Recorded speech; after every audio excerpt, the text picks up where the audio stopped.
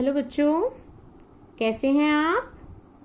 उम्मीद है इन कोरोना के दिनों में आप अपनी हेल्थ और हाइजीन का खास ध्यान रख रहे होंगे। तो ओके बेटा, आज हम अपनी क्लास में टॉपिक करेंगे प्रत्यय। तो सबसे पहले हम प्रत्यय को समझते हैं कि आखिर प्रत्यय क्या होते हैं।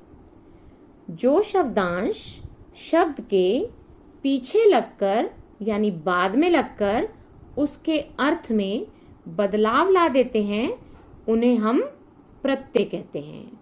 हमने इससे पहले वाली वीडियो में ये समझा था कि उपसर्ग क्या होते हैं। उपसर्ग मैंने आपको बताया था कि वे शब्दांश जो शब्द के आगे लगकर शब्द का अर्थ बदल दें, उन्हें हम उपसर्ग कहते हैं। लेकिन आज हमारा टॉपिक है बेटा प्रत्यय। तो प्रत्यय क्या है? ये शब्द के पीछे लगते हैं और ये शब्दांश। शब्दांश का मीनिंग मैंने आपको अपनी पिछली वीडियो में भी समझाया था। शब्दांश दो शब्दों से मिलकर बना है, शब्द प्लस अंश। शब्द मतलब जिसका पूरा मीनिंग हो और अंश मतलब शब्द का हिस्सा। वो पूरा शब्द नहीं होता, शब्द का टुकड़ा होता है। तो फिर से समझते हैं, जो शब्दांश शब्द के पीछे लगकर उसके अर्थ में बदलाव ला देते हैं, वे प्रत्यय कहलाते हैं। इनको हम उदाहरणों के द्वारा अच्छे से और समझते हैं। जैसे पहला एक शब्द है, मूल शब्द भारत। भारत मतलब जिस देश में हम रहते हैं, इंडिया। भारत, इसमें हमने ये ईए प्रत्यय लगाया। देख रहे हैं आप कि ये शब्द के बाद में पीछे लग रहा है। तो इससे जो नया शब्द बना वो बना बेटा भारतीय। क्या शब्द बना? भारतीय। अगला है हमारा सप्ताह प्लस इक। तो इससे हमारा नया शब्द बना साप्ताहिक। साप्ताहिक। हिक जब बोलेंगे तो मात्रा छोटी आएगी। आप बोल के देखें, साप्ताहिक। हिक में आप पेट पे हाथ रखें। देखिए आपका पेट अंदर की तरफ जाएगा, तो जहां पर पेट अंदर की तरफ जाए तो उसको मात्रा छोटी ई की आती है।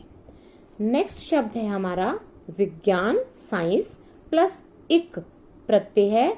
इससे नया शब्द बना वैज्ञानिक। वैज्ञानिक मतलब साइंटिस्ट। नया शब्द बन गया। फिर से बोल के देखो इसको, वैज्ञानिक। फिर इसको छोटी की मात्रा आएगी। तो ये आप देख रहे हैं कि प्रत्यय शब्द के बाद में पीछे लग रहे हैं और पीछे लगकर एक नए शब्द का निर्माण कर रहे हैं। नेक्स्ट है बूढ़ा प्लस पा। पा क्या है? प्रत्यय। इससे नया शब्द बना बुढ़ापा। नया शब्द बना बुढ़ापा। आप देख रहे हैं बेटा, बूढ़ा में बड़े ऊ की मात्रा आ रही है और बुढ़ापा में छोटे ऊ की मात्रा आ रही है। आपने उच्चारण से भी समझना है और मात्राओं का भी साथ के साथ ध्यान रखना है। हमें टॉपिक भी समझना है, उपसर्ग और प्रत्यय का, और हिंदी की वर्तनी का भी ध्यान रखना है। वर्तनी मतलब स्पेलिंग। तो आप देख रहे हैं, बूढ़ा बड़े ऊ की मात्रा है, पा इसमें प्रत्यय जुड़ गया, इससे नए शब्द का निर्माण हुआ बुढ़ापा। अगला है लड़का प्लस पन। पन क्या है? प्रत्यय। तो अब इससे हमारे नए शब्द का निर्माण हुआ लड़कपन। अब आप देखेंगे बेटा, मैंने यहां तो लिखा था लड़का, लेकिन जब हमने नया शब्द बनाया तो लड़कापन नहीं लिखेंगे, तब हम लिखेंगे लड़कपन। बच्चे अक्सर जब इसको लिखते हैं तो गलती कर जाते हैं, वो यहाँ लिख देते हैं लड़कापन। नहीं बेटा, ये गलत हो जाता है। हम इसको लिखेंगे लड़कपन। ध्यान रखेंगे आप इन सब बातों का। अगला शब्द है हमारा चिकना प्लस आहट। तो इससे हमारा नया शब्द बना चिकनाहट। चिकनाहट। ठीक है बेटा। तो ये आप ध्यान रखेंगे। तो हमने उपसर्ग और प्रत्यय में क्या अंतर देखा? उपसर्ग शब्द के आगे लगते हैं और प्रत्यय शब्द के पीछे लगते हैं और शब्द का अर्थ बदलकर एक नए शब्द का निर्माण करते हैं। जैसे भारत प्लस ये भारतीय, सप्ताह प्लस एक साप्ताहिक, विज्ञान प्लस एक वैज्ञानिक, बूढ़ा प्लस पा बूढ़ापा, लड़का प्लस पन लड़कपन, चिकना प्लस आहट चिकनाहट। तो आपने ये ध्यान दिया और उपसर्ग और प्रत्यय के अंतर को समझा। तो जब हम प्रत्यय करेंगे तो प्रत्यय करते हुए आपको ध्यान रखने योग्य 3 बातें हैं, जैसे हमने उपसर्ग में भी रखी थी। पहला कि जो ये प्रत्यय हैं पूरा शब्द नहीं होते, शब्द ना होकर क्या होते हैं? शब्दांश होते हैं। दूसरा, ये शब्द के कहाँ लगते हैं? बाद में लगते हैं। शब्द के बाद में लगते हैं या आप समझो पीछे लगते हैं। उपसर्ग कहाँ लगते थे?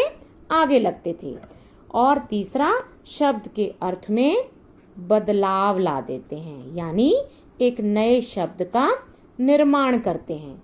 तब आपने उपसर्ग और प्रत्यय के अंतर को समझा।